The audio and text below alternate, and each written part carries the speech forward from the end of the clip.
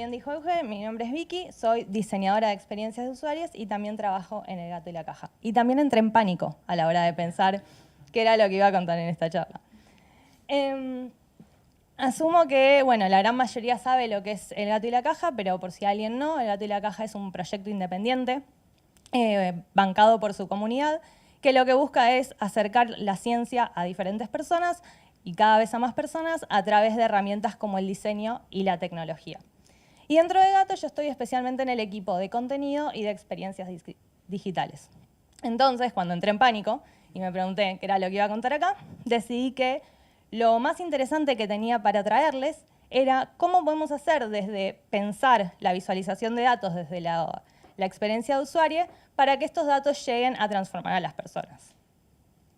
Entonces voy a empezar con una pequeña historia, que es que hace unos años, en el 2019, creo, decidimos replicar un test de psicología experimental digitalmente.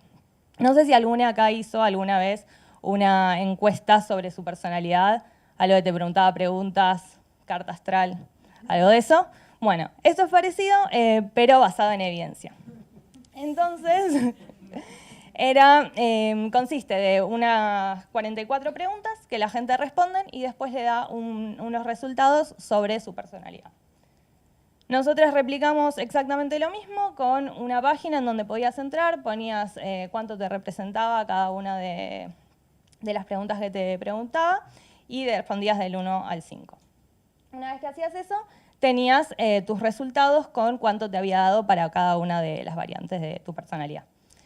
Terminamos de armar esto y se lo pasamos al equipo de comunicación para que nos ayude a pensar, o para pensar en conjunto, cómo llevárselo a los usuarios, a la gente, cómo podíamos hacer que las personas completen este cuestionario. Y al equipo de comunicación se les ocurrió esto: hacer un posteo de Instagram en donde mostrábamos el Ocean a modo de juego, los resultados de cada una de las chicas superpoderosas. Y el juego era un poco que vos podías ir a responder las preguntas y te ibas a poder comparar con cuál chica superpoderosa era. Una vez que hicimos eso, pasó esto. Al posteo le fue súper bien, Bellotas hizo trending topic en Twitter por el test que había publicado El Gato y la Caja. ¿Qué pasó con esto? Hizo que lo respondieran muchísimas personas, casi 200.000 personas. ¿Y por qué este era un desafío para nosotros? Nosotros desde Gato tenemos un pacto implícito con nuestros usuarios, que es que nos parece muy importante contarle lo que aprendimos a través de los datos. Sabemos que las personas nos están dando sus datos, nos están dando su tiempo, es una actividad que cuesta y nosotros queremos poder retribuirle de alguna manera. Entonces, nuestro desafío es, y lo que nos preguntamos todo el tiempo, es cómo hacer que los datos no solo informen a las personas que le estamos hablando, sino que los transformen. ¿Cómo podemos hacer que esto que les queremos contar, ya sea los resultados de esta investigación o cualquier otra cosa que les queremos hablar, les lleguen a cambiar a esa persona para el futuro, digamos, les deje algo? Entonces, un poco lo que les voy a contar es el proceso que nosotros seguimos o la forma de pensar, especialmente pensada desde la experiencia de usuarios, para lograr hacer que los datos transformen a las personas. Lo primero que tenemos que hacer es conocer a los usuarios. ¿A quién le estamos hablando? ¿A quién se lo vamos a querer contar? ¿Quién es la persona que queremos transformar? Nos pasó en el experimento con el tema de las chicas superpoderosas, que nuestros datos, o que las personas que los respondieron, se fueron completamente de nuestra comunidad. Eran personas que no conocíamos quiénes eran, pero a las que teníamos esta necesidad, esta responsabilidad de contarles nuestros datos, y no solo de contárselos, sino que se los transformen. Entonces nos empezamos a preguntar quiénes eran estas personas. En un mundo ideal, para responder quiénes son, hubiese estado buenísimo poder hacer focus group, poder juntarnos a hablar con esas personas para conocerlas, pero muchas veces nos pasa que no tenemos ni el tiempo ni los recursos para poder hacerlos. Entonces nos tenemos que parar desde un lugar de empatía y desde los datos que tenemos accesibles para tratar de conocer a quién está del otro lado. Y hay 1.000.000 de preguntas que nos podemos hacer para poder llegar a eso. Por ejemplo, nos podemos preguntar cuántos años tienen esas personas. Muchas veces tenemos herramientas que que nos ayudan a responderlo. Por ejemplo, en nuestro caso en Gato, nosotros sabemos cuántos años tiene más o menos la gente que nos sigue en las redes sociales. Nos podemos hacer preguntas de cuáles son sus motivaciones, qué suponemos que les parece relevante sobre el tema que vamos a hablar. En el caso del experimento de Ocean, sabíamos que las personas habían entrado por las chicas superpoderosas, así que de por sí las chicas superpoderosas les parecía relevante, pero que íbamos a tener un desafío a la hora de contarles cosas sobre estadísticas o más sobre la psicología experimental, digamos. Podemos preguntarnos si les interesa el tema del que estamos hablando, cuánta ayuda van a necesitar para entender ciertas cosas, si es que van a necesitar ayuda o no. ¿Qué gráficos les van a resultar familiares y cuáles no? ¿Cuáles son gráficos que podemos asumir que vieron alguna vez en su vida y cuáles son gráficos que los van a dejar pensando media hora de qué me está queriendo decir esto? ¿Cuánto tiempo van a tener para mirarlo? ¿Cómo lo van a mirar? ¿Van a mirarlo desde la computadora o lo van a mirar desde el celular? ¿Qué dispositivos tecnológicos van a tener a su alcance? ¿A qué cosas están acostumbrados? Y culturalmente hay algo de lo que tengamos que tener cuidado, hay algo que nos dé pistas para saber cómo hablarles a estas personas. Y hacernos todas estas preguntas para entender quiénes son las personas que queremos transformar es muy potente, pero también tiene sus limitaciones. Porque nosotros estamos hablando y respondiendo a estas preguntas desde nuestra empatía y posiblemente desde nuestros sesgos. Entonces acá es el primer lugar donde es importante hacer este ejercicio y entender a quién le estamos hablando en conjunto con otras personas que puedan tener otras miradas. Una vez que entendimos quiénes son las personas que queremos transformar, tenemos que empezar a pensar qué es lo que le vamos a decir, qué es lo que le vamos a decir a esas personas, qué es lo que le queremos contar. Y en este caso, ¿cuál es el recorte que le queremos contar? El recorte es la parte más relevante de la investigación para las personas que lo están leyendo. Y lo más importante de esta frase es la última parte, para las personas que lo están leyendo. No es lo más relevante para nosotros, ni lo más relevante para nuestra investigación. Muchas veces puede ir de la mano, pero siempre nos tenemos que hacer la pregunta de qué es lo más relevante para la persona que está del otro lado. Por ahí hay algo que para nosotros es re importante y para la investigación en sí lo es, pero si no aporta a la mínima síntesis que le queremos compartir a la persona, el mínimo tweet, si podemos pensar en un tweet que queremos que la persona se lleve, tenemos que después poder elegir qué cosas aportan a eso y cuáles cosas por ahí están solo generando ruido. No sé si esto les hace acordar a algo, quienes siguen las redes de Gato, pero hace unas semanas empezamos a preguntarnos si podíamos responder quién era el artista o la artista más influyente. Entonces de ahí nos bajamos un montón de datos de Spotify, entendiendo influencia como colaboración entre dos diferentes artistas, para tratar de entender cómo se ubicaban y quién era más influyente que otra persona. Nos bajamos un montón de datos y terminamos teniendo 11.000 artistas. 11.000 artistas, que era un montón para mostrárselo a la comunidad que se lo queríamos contar. Entonces ahí empezamos a pensar, ¿qué es lo más importante de esto que queremos contar? ¿Qué es lo más importante para la persona que está del otro lado? En este caso sabíamos que nosotros le queríamos hablar a nuestra comunidad. ¿Qué es lo más importante para nuestra comunidad? Y ahí pensamos, bueno, son personas que probablemente tienen entre 25 y 35 años, son personas de habla hispana, son personas de Latinoamérica, especialmente de Argentina. ¿Qué recorte podemos hacer para que la historia les llegue a esas personas? Y fue ahí cuando decidimos hablar de quién era el artista o la artista más influyente de la música en español. Y terminamos creando este mapa con cómo se vinculaban cada uno de los artistas y pudimos bajar de estar hablando de 11.000 artistas a estar hablando solo de 400, 500. Spoiler alert, para quienes no leyeron la nota, Duki es el artista más influyente según nuestros datos.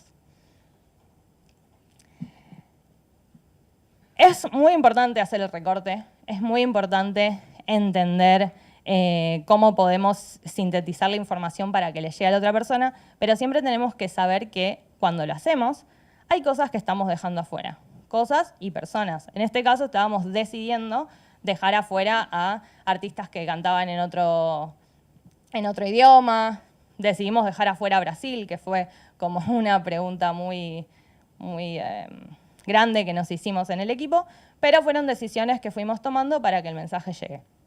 Hay veces, igualmente, que estas decisiones por ahí no están tan buenas. Nos pasó que cuando hicimos la investigación de Ocean, el que les contaba antes, de las personalidades, todos los papers que teníamos tenían datos de varón y de mujer nada más.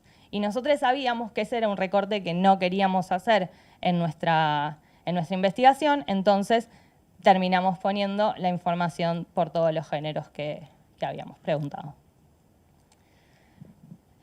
Paso número 3. Ya sabemos a quiénes les vamos a hablar para transformarles, ya sabemos qué es lo que le vamos a contar, cuál es el mínimo tweet, cuál es la mínima emoción que queremos que se lleven, cómo hacemos para contárselo.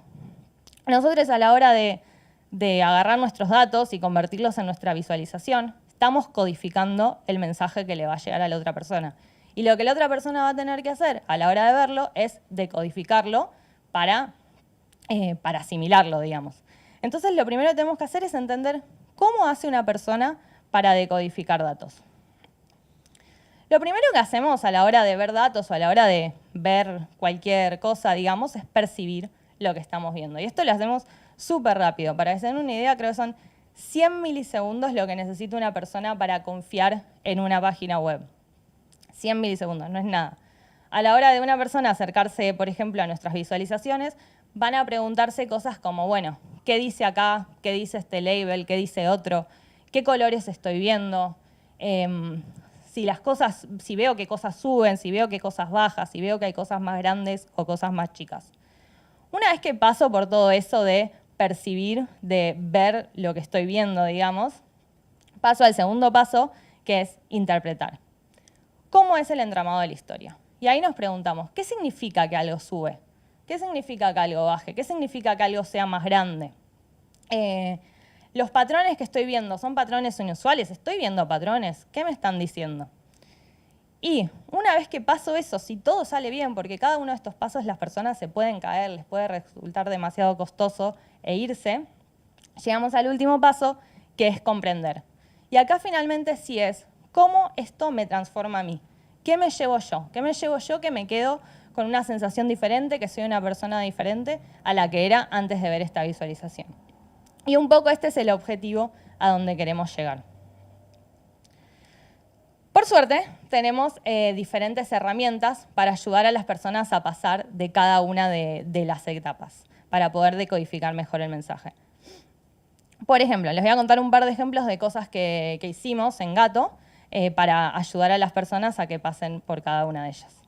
A la hora de percibir, lo más importante en lo que nos tenemos que enfocar es en reducir la carga cognitiva.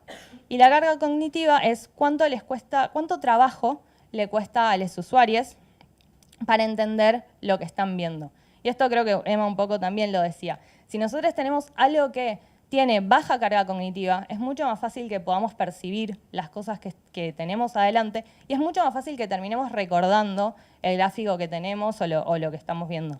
Si tenemos algo como de más alta carga cognitiva, nos va a resultar más costoso.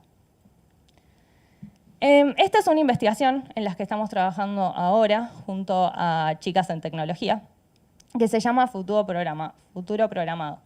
Y habla sobre la brecha de géneros en los estudios universitarios. Si yo les muestro este gráfico, ¿qué asumen que representa esta línea de acá arriba? Mujeres. Y esta abajo, varones. Genial. ¿Cuánto les llevó decidir eso? Nada. Fue clarísimo. Exacto. ¿Qué pasa si yo hubiese decidido hacer esto? Hubiese sido súper confuso, altísima carga cognitiva. Pero hubiese no respondido a los patrones que tenemos en nuestra cabeza. Que eso puede ser malo, altísima carga cognitiva, muy difícil de entender.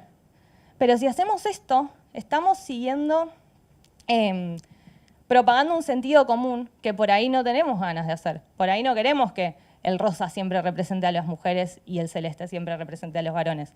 Entonces, si bien está buenísimo usar los colores con los valores culturalmente asociados que tiene. Por ejemplo, no sé, si hacemos un mapa de calor, vamos a poner el rojo como lo más cálido y el celeste como lo más frío, pero está bueno hacernos la pregunta de qué es lo que realmente estamos propagando, estamos mostrando con eso. Al final lo que decidimos hacer fueron que las mujeres fueran en violeta, porque es el logo de Chicas en Tecnología, y los varones en gris, porque nosotros estábamos hablando sobre las mujeres y no sobre los varones, y era lo que queríamos remarcar. Otro, no sé si alguno se acuerda de esta investigación que hicimos durante la pandemia, se llamaba Morales Pandémicos, y lo que hicimos fue investigar cómo la gente reaccionaba a diferentes dilemas morales que se estaban viviendo en el contexto en el que estábamos lanzando el experimento. Por ejemplo, teníamos un experimento donde le íbamos presentando diferentes dilemas, como por ejemplo si llegado el caso se elegiría un respirador para dárselo a una persona más vieja o una persona más joven, o si, por ejemplo, una amiga o una amiga estaba con fiebre y salía a la calle, si denunciarías a esa persona o no, y cómo te hacían sentir esos dilemas. De vuelta, nos pasó que lo respondieron un montón de gente y se lo teníamos que explicar. Teníamos que hacer que esta gente realmente comprenda la información que queríamos llevarle.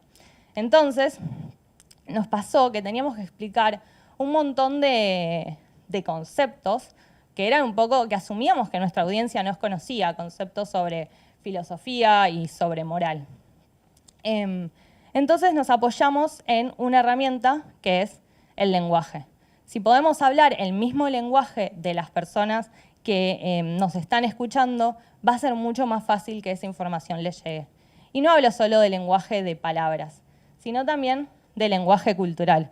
Bueno, no sé si se llega a leer bien, pero lo que hicimos fue para explicar diferentes contextos, diferentes posiciones de la moral, usar personajes de ficción como Batman, como Buda, bueno, no sé si es ficción, como Thanos, como Beatriz Kido, que sabíamos o que asumíamos que al menos uno de esos personajes las personas iban a tener como información que iba a saber. Y agarrar esos conceptos al lado de esos personajes que las personas conocían hacía que sea mucho más fácil poder explicarle de lo que estábamos hablando.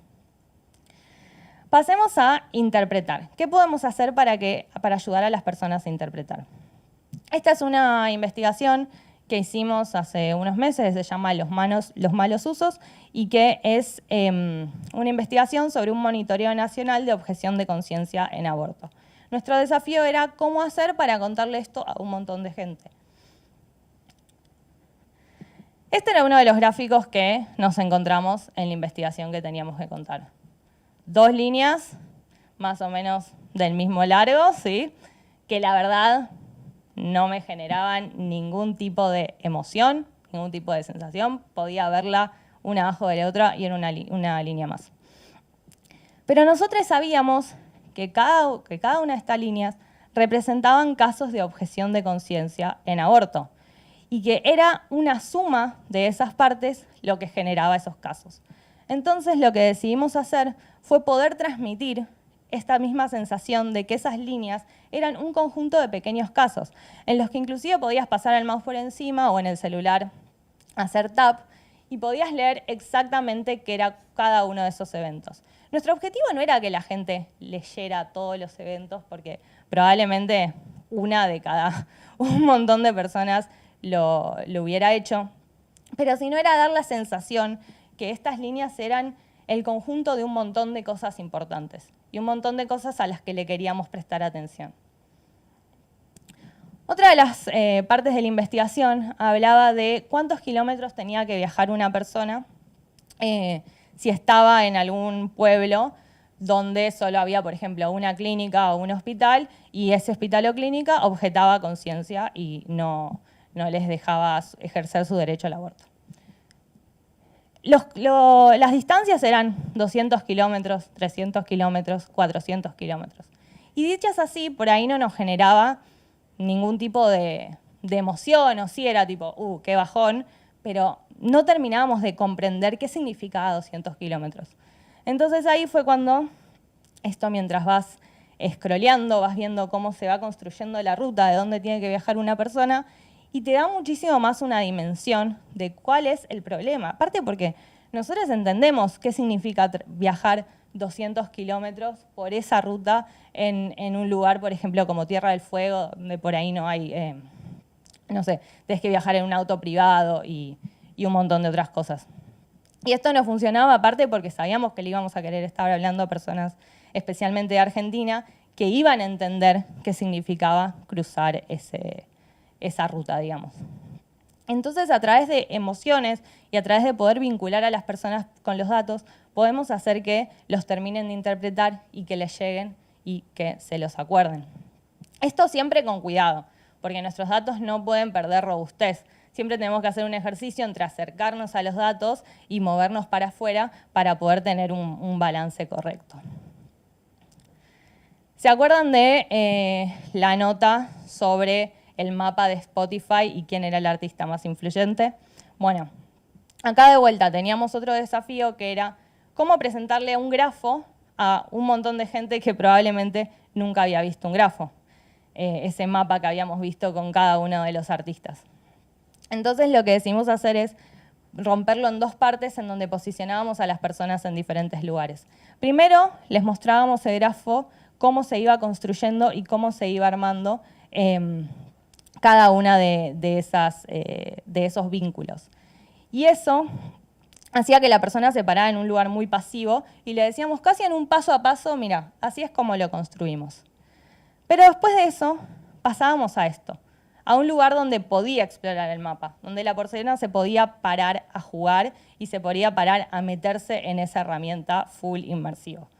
Podía, por ejemplo, cambiar los tamaños de los puntos dependiendo de diferentes conceptos, o podía, por ejemplo, buscar a su artista favorito. Y esto hacía que pudiese comprender muchísimo más la herramienta y terminar de interpretar lo que le estábamos diciendo. Y el último ejemplo del que les quiero hablar se llama Profano. Es un proyecto doble que hicimos que tiene un libro de la vida y un libro de la muerte, y en donde lo que queríamos hacer era generar conversación alrededor de la vida y la muerte. Entonces, decidimos hacer esta experiencia interactiva que se llamaba Usted está aquí, en donde le hacíamos diferentes preguntas a las personas justamente que tenían que ver con la vida y la muerte. Por ejemplo, ¿te interesa qué pase con tu cuerpo después de morir? O ¿te interesa qué pase con tus redes sociales? O, por ejemplo, no sé, ¿cuál es tu edad actual y hasta qué edad te gustaría vivir? Y una vez que las personas respondían esto, le mostrábamos esto. Acá dice edad actual y edad hasta la que queremos vivir. Un gráfico que se iba generando en tiempo real con las respuestas que las personas iban llenando y que aparte te posicionaba a vos donde habías respondido. Y eso hacía que vos te vuelvas el centro, el personaje principal de la película y hacía que te sea muchísimo más fácil llegar a interpretar esos datos. Y yo le dije que había 3 pasos por los que la gente pasaba para decodificar el mensaje. Percibir, interpretar y comprender. ¿Qué podemos hacer para ayudar a las personas a comprender? La realidad es que no mucho. Comprender termina estando del lado del usuario. Es completamente responsabilidad de la persona que está del otro lado. Y si bien hay un montón de cosas que pudimos hacer, como vimos en los pasos anteriores, la realidad es que esta está fuera de nuestro alcance. Bueno, entonces, ¿cómo hacemos para que los datos transformen? Primero tenemos que conocer a quiénes le estamos hablando, tenemos que armar nuestro recorte y tenemos que poder codificar el mensaje. Y dentro de eso, nos tenemos que acordar que para que la gente lo decodifique, lo que hace es primero percibir, después interpretar y después comprender. Pero no quiero terminar acá sin antes mencionar algo muy importante, al menos muy importante para mí. Esta herramienta es un gran poder. Podemos hacer que la gente realmente sea transformada por lo que estamos diciendo. Entonces lo tenemos que usar con muchísima responsabilidad. Les quería mostrar un segundo esta foto y pedirles que se imaginen qué les pasa cuando la ven, qué les hace sentir, qué olores les llegan, qué ruidos les generan. Y si miramos esta otra al lado, ¿les genera lo mismo? Asumo por las risas que no. La realidad es que cuando estamos sacando una foto, estamos haciendo un recorte de lo que estamos viendo. Y es muy loco, ¿no? Porque a la hora de hacer una foto, hablamos que el fotógrafo toma una foto. Sin embargo, el artista que está pintando hace una pintura. Y los estamos parando en dos lugares muy diferentes con respecto a cómo se relacionan con la realidad. Y una foto nunca es una reflexión objetiva, pero siempre es una interpretación de la realidad.